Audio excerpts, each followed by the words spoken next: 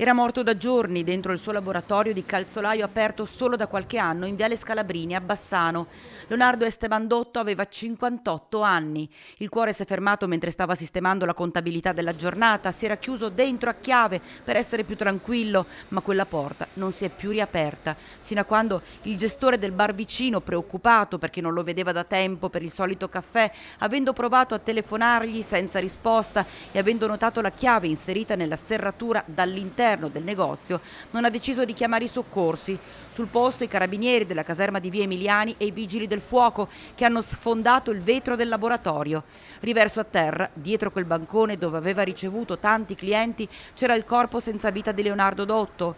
La cosa che fa tristezza è che nessuno si sia accorto prima che gli era successo qualcosa.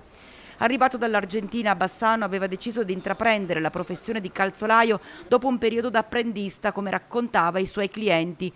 E molti ricorderanno come, soprattutto all'inizio dell'attività, fosse solito chiedere d'essere sinceri e dirgli se il lavoro fosse stato eseguito a regola d'arte o se ci fossero migliorie da apportare, perché lui diceva voleva dare il massimo e rendere soddisfatte le persone che gli affidavano le loro scarpe. Il posto migliore dove mettere i vostri piedi, amava dire con un sorriso, quel sorriso che tutta Angarano ricorderà e terrà nel cuore.